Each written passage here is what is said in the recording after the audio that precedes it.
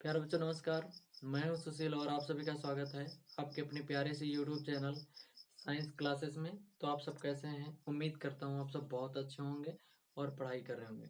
तो प्यारे बच्चों, हमने पिछली वीडियो में पढ़ा था कि अम्लों के भौतिक गुणधर्म क्या होते हैं, और आज की इस वीडियो में जानेंगे कि अम्लों के रासायनिक गुणधर्म क्या होते हैं। अम्लों के रासायनिक गुणधर्म में हमने एक गुणधर्म पढ़ लिया था कि धातुओं को जब अम्लों के साथ अपक्रिया बना कराते हैं तो कौन सा पदार्थ बनता है। ठीक है, लेकिन आज उसको हम रिवीजन कर लेंगे। तो आज शुरुआत से पढ़ेंगे कि अम्लों के रासायनिक गुणधर्म क्या होते हैं। ठीक है, तो सबसे पहले हेडिंग डालेंगे अम्लों के रासायनिक गुणधर्म।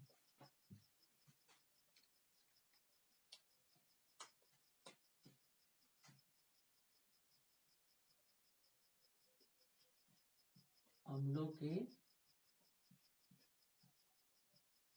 रासायनिक गुणधर्म।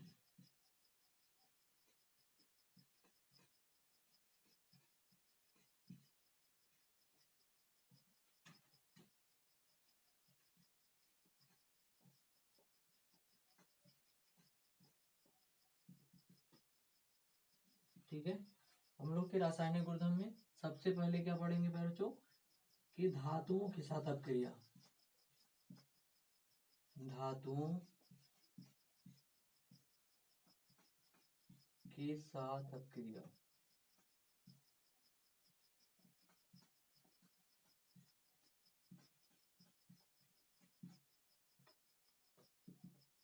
ठीक है, यानी जब अम्लों को धातुओं के साथ अपक्रिया कराते हैं तो कौन सा पदार्थ बनता है। ठीक है, तो इसको प्यारे बच्चों एक सूत्र के द्वारा लिख लेते हैं यहाँ पे कि अम्ल को, ठीक है, अम्ल को जब धातु से अपक्रिया कराते हैं, धातु से, तो क्या बनता है? लवण बनता है। ठीक है, और साथ में हाइड्रोजन जो है गैस रिलीज होती है। कौन सी गैस बनती है?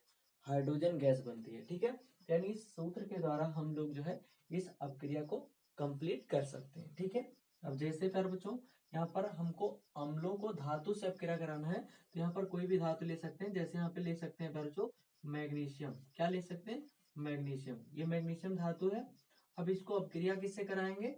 अम्ल से अपक्रिया कराएंगे। तो अम्ल में ले लेते हैं हम यहाँ पे HCl। क्या ले लेते हैं? HCl। ठीक है, अब यहाँ पर जब HCl से अपक्रिया कराएंगे तो क्या बनेगा?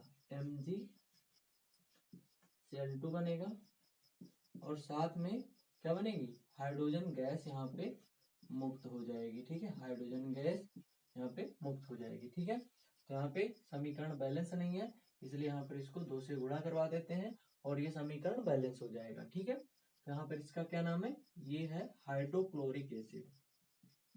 हाइड्रोक्लोरिक अम्ल। ठीक है, और ये है मैग्नीशियम धातु। कौन सी धातु है? मैग्नीशियम धातु है। और ये है लवण मैग्नीशियम क्लोराइड। Magnesium chloride. ठीक है, और ये हाइड्रोजन गैस है।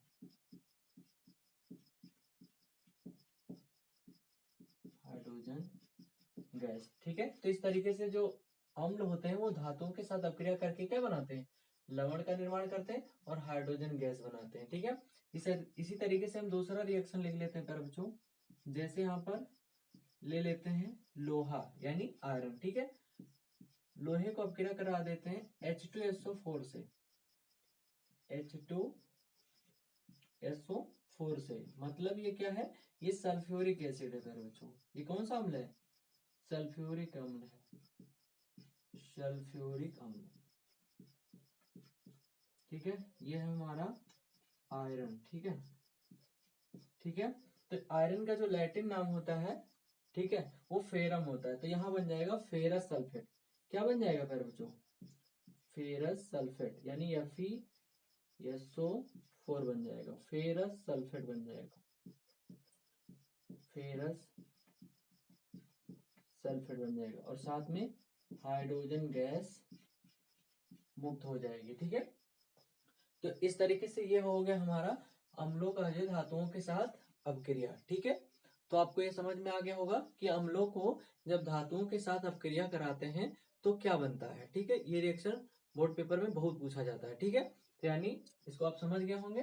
अब हम जानेंगे कि जब धातुओं को, ठीक है सॉरी, अम्लों को जब धातु कार्बोनेट और धातु बाइकार्बोनेट के साथ अपक्रिया कराते हैं तो क्या बनता है। ठीक है, तो इसका स्क्रीनशॉट ले सकते हैं।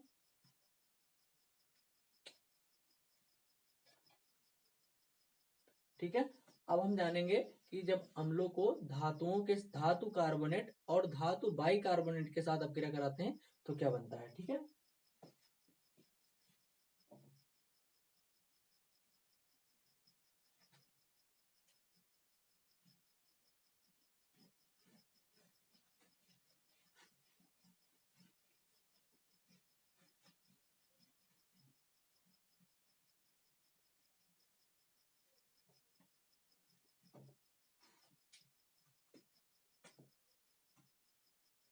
दूसरा रासायनिक गुणधर्म है धातु कार्बोनेट, धातु कार्बोनेट तथा धातु बाइकार्बोनेट के साथ अपक्रिया, धातु बाई कार्बोनेट के साथ अपक्रिया।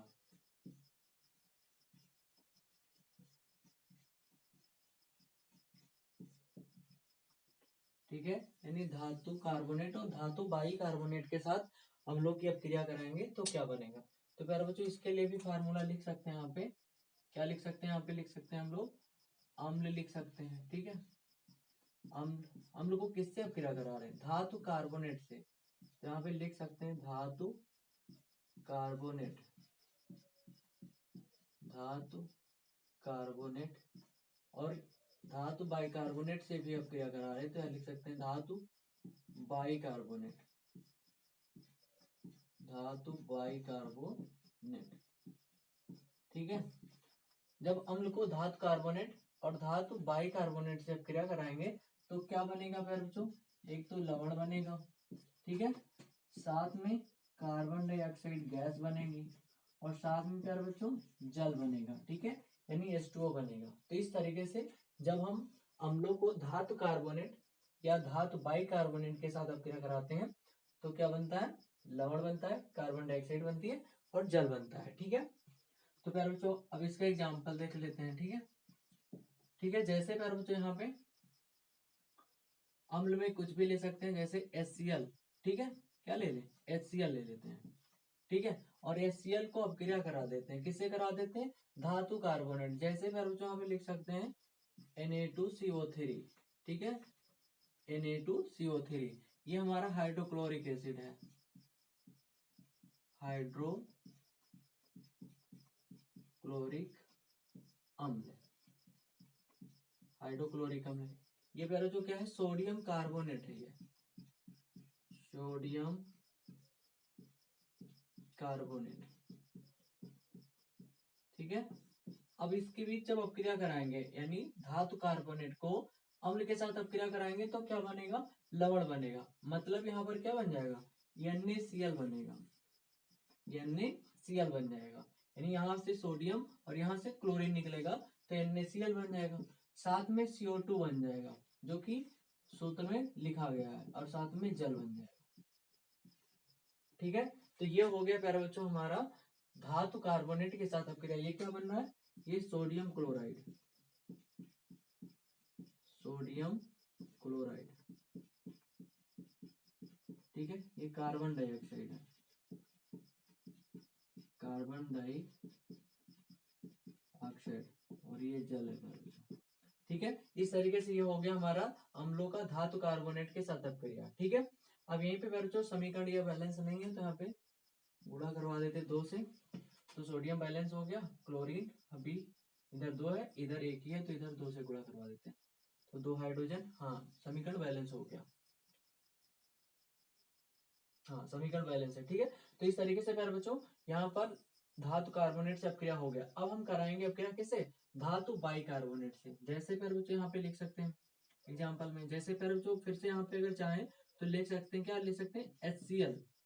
यानी अम्ल से ही अपक्रिया कराना है तो HCl ले सकते हैं, यानी हाइड्रोक्लोरिक एसिड।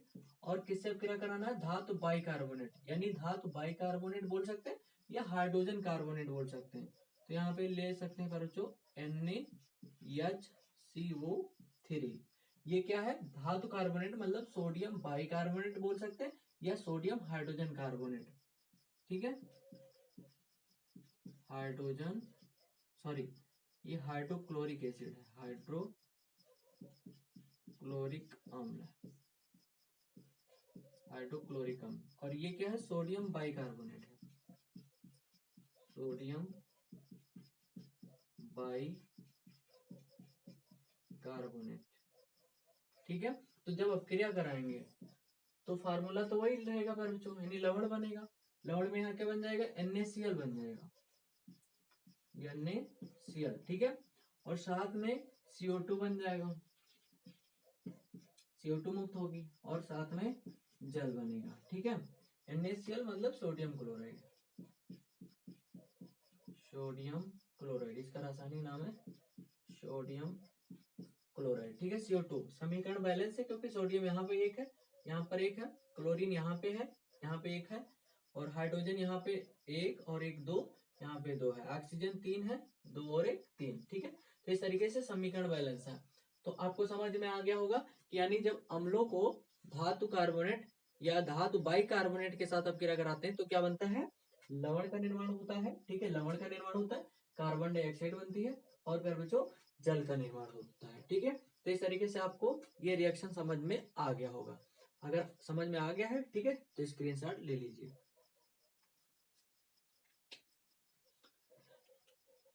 अब हम जानेंगे प्यारे बच्चों अम्ल का अगला रासायनिक गुणधर्म। ठीक है,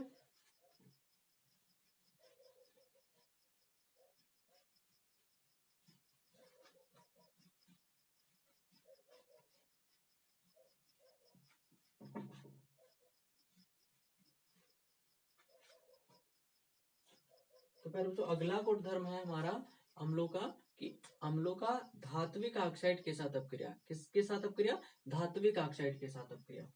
ये तीसरा गुणधर्म है प्यारे बच्चों, तीसरा गुणधर्म है धातु ऑक्साइडों के साथ अपक्रिया।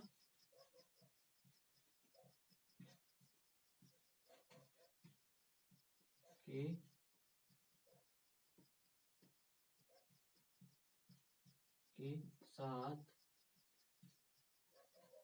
अपक्रिया, धातु ऑक्साइडों के साथ अपक्रिया।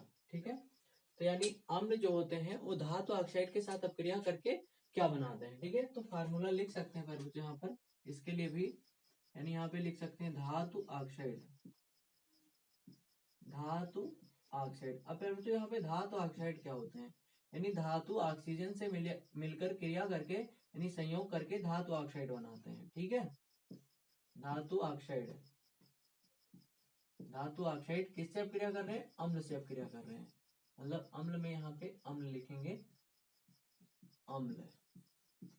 ठीक है, और क्या बनाएंगे, धातु ऑक्साइड जब अम्ल से अपक्रिया करेगा या अम्ल धातु ऑक्साइड से अपक्रिया करेगा तो क्या बनेगा बच्चों, यहाँ पर लवण बनेगा। क्या बनेगा, लवण बनेगा, और साथ में जल बन जाएगा। ठीक है, यानी H2O भी लिख सकते हैं या जल लिख सकते हैं। ठीक है, H2O। ठीक है, ये लिख देंगे और अच्छा रहेगा।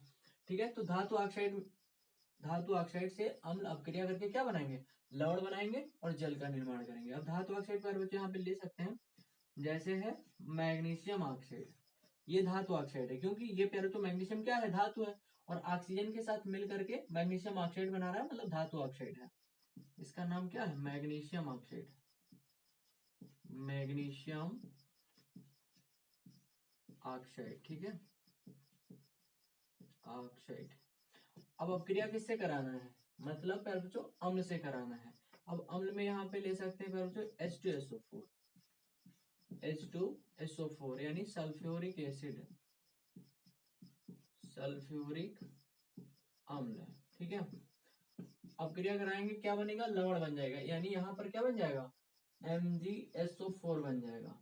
क्या बन जाएगा, MgSO4 बन जाएगा, मतलब मैग्नीशियम सल्फेट बन जाएगा। मैग्नीशियम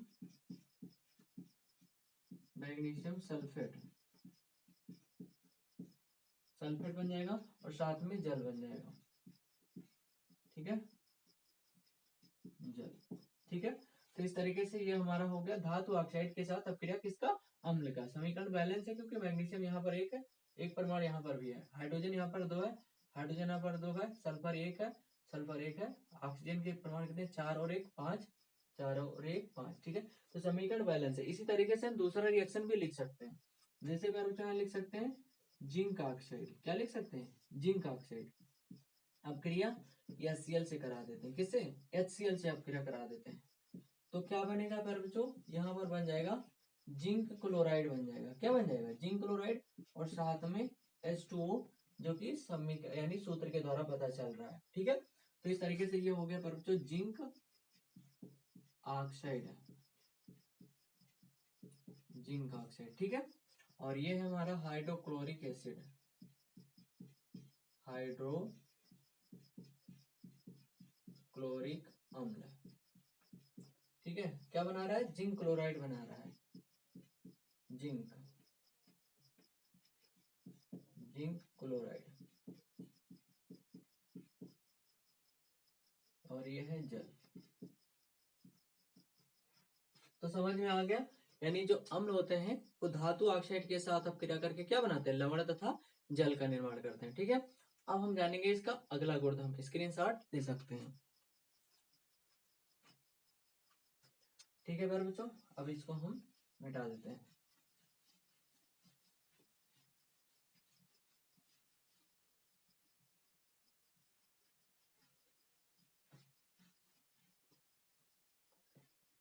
अब हम जानेंगे प्यारे बच्चों कि अम्लों को जब क्षारक के साथ अपक्रिया कराते हैं, यानी क्षारकों के साथ अपक्रिया कराते हैं तो क्या बनता है। ठीक है, यानी कैसा रिएक्शन ये करता है। यानी ये चौथा गुणधर्म है प्यारे बच्चों, रासायनिक गुणधर्म, कि क्षारकों के साथ अपक्रिया, क्षारकों के साथ अपक्रिया के साथ अपक्रिया। ठीक है, क्षारकों के साथ अपक्रिया, यानी अम्ल जो होते हैं वो क्षारक के साथ अपक्रिया करके कैसा उत्पाद बनाते हैं। ठीक है, तो प्यारे बच्चे यहाँ पे फार्मूले के द्वारा लिख सकते हैं, सूत्र के द्वारा, यानी अम्ल जो होते हैं वो क्षारक के साथ अपक्रिया करके, क्षारक के साथ अपक्रिया करके क्या बनाते हैं, लवण बनाते हैं, और साथ में प्यारे बच्चों जल का निर्माण करते हैं। ठीक है, तो फार्मूले के द्वारा लिख सकते हैं।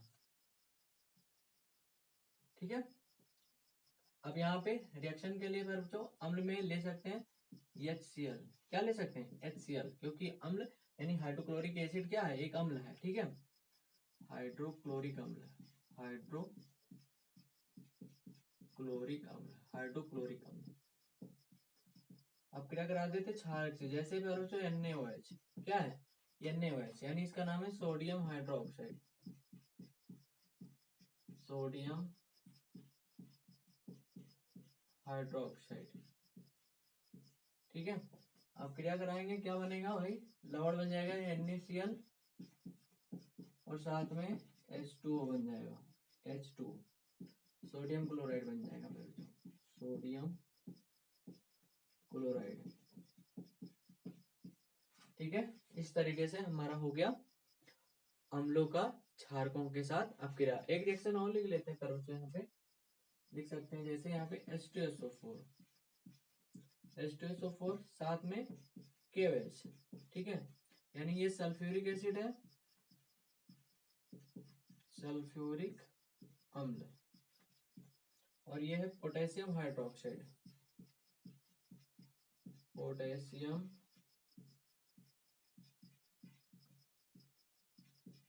हाइड्रोक्साइड। क्या बनेगा, पोटेशियम सल्फेट बन जाएगा, यानी K2SO4 और साथ में जल बन जाएगा। ठीक है, पोटेशियम सल्फेट बन जाएगा, पोटेशियम सल्फेट,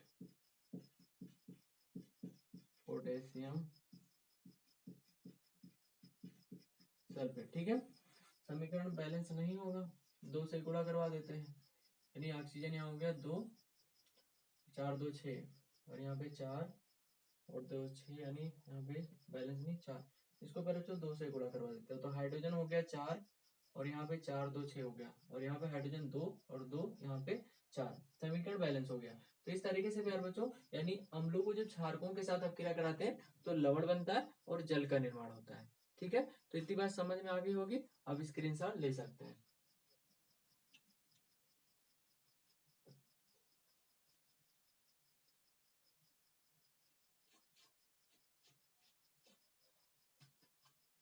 ठीक है, तो स्क्रीनशॉट ले लिए होंगे। अब हम पढ़ते हैं बच्चों, अम्लों के उपयोग क्या होते हैं। अम्लों के उपयोग क्या है।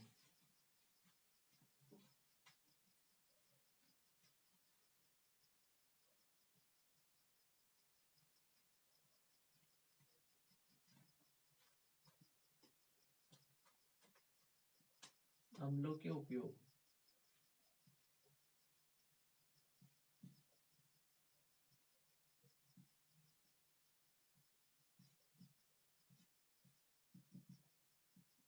ठीक है। अब हम जानेंगे बच्चों अम्लों के उपयोग क्या होते हैं। तो सबसे पहले जानेंगे बच्चों किस अम्ल के बारे में। नहीं, सबसे पहले हम लोग जानेंगे HCl अम्ल का उपयोग, यानी हाइड्रोक्लोरिक अम्ल का उपयोग। हाइड्रोक्लोरिक अम्ल का जो है के उपयोग, ठीक है। इसका उपयोग कहाँ किया जाता है। इसका उपयोग किया जाता है बच्चों, पहला उपयोग इसका कहाँ पर किया जाता है, यानी कलई, कलई से पूर्व, कलई से पूर्व लोहे की चादरों को साफ करने में किया जाता है। लोहे की चादरों को साफ करने में किया जाता है।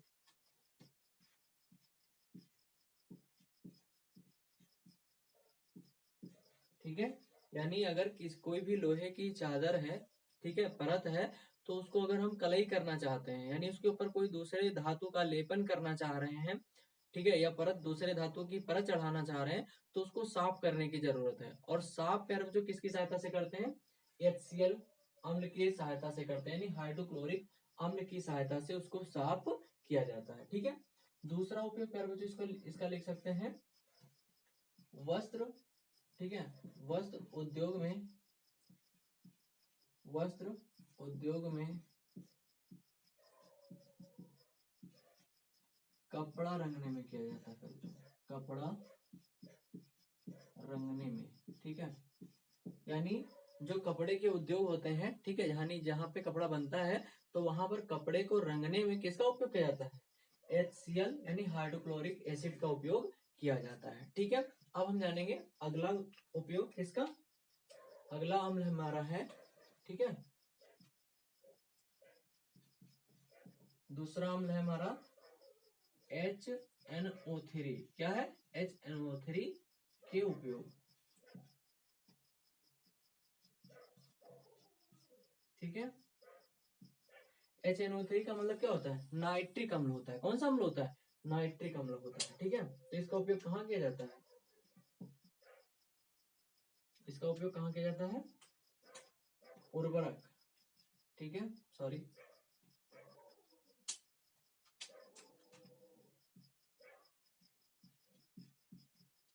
उर्वरक बनाने में किया जाता है, विस्फोटक बनाने में किया जाता है बच्चों।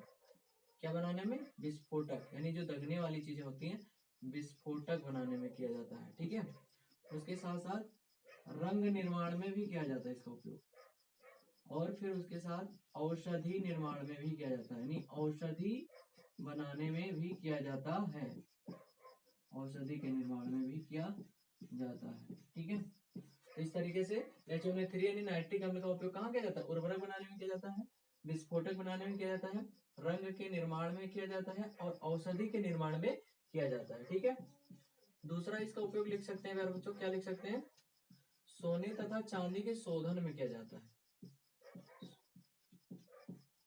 सोने तथा चांदी के शोधन में किया जाता है, नहीं उसको शुद्ध करने में किया जाता है, शोधन में किया जाता है, शोधन में किया जाता है, किया जाता है। ठीक है, तो इस तरीके से ये हो गया हमारा प्यारे बच्चों। यहाँ पे हम उन अम्लों के प्रयोग पढ़ रहे हैं जो प्रमुख रूप से ज्यादा महत्वपूर्ण है। ठीक है, यानी प्रमुख अम्लों का उपयोग जहां जहां पर होता है प्यारे बच्चों, उन अम्लों के बारे में यहाँ पर हम उनका उपयोग हम लोग देख रहे हैं। ठीक है, पढ़ रहे हैं। अब अगला अम्ल है हमारा कौन सा प्यारे बच्चों? अगला अम्ल है हमारा H2SO4 है, H2SO4। ठीक है, ये हमारा सल्फ्यूरिक एसिड होता है बच्चों। कौन सा अम्ल होता है? सल्फ्यूरिक एसिड होता है। ठीक है, अब इसका पहला उपयोग कहाँ किया जाता है बच्चों? लेड बैटरी में किया जाता है। कहाँ किया जाता है? लेड बैटरी में किया जाता है प्यारे बच्चों। ठीक है, यानी जो वाहनों की जो बैटरी होती है प्यारे बच्चों, ठीक है, तो उन बैटरियों में किसका उपयोग किया जाता है? यानी सल्फ्यूरिक एसिड का उपयोग किया जाता है। बात समझ में आ रही है कि नहीं समझ में आ रही है? यानी जो वाहन की जो बैटरी होती है उसके अंदर जो तरल पदार्थ भरा होता है बैटरी के अंदर, वो कौन सा पदार्थ होता है? वो होता है प्यारे बच्चों H2SO4 होता है। क्या होता है? H2SO4 होता है। ठीक है, अगला उपयोग लिख लेंगे प्यारे बच्चों इसमें, पेट्रोलियम के शोधन में किया जाता है। पेट्रोलियम पेट्रोलियम पेट्रोलियम के शोधन में किया जाता है। शोधन में किया जाता है।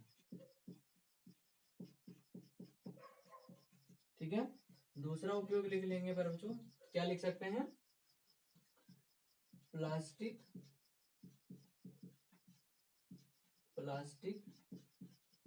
तथा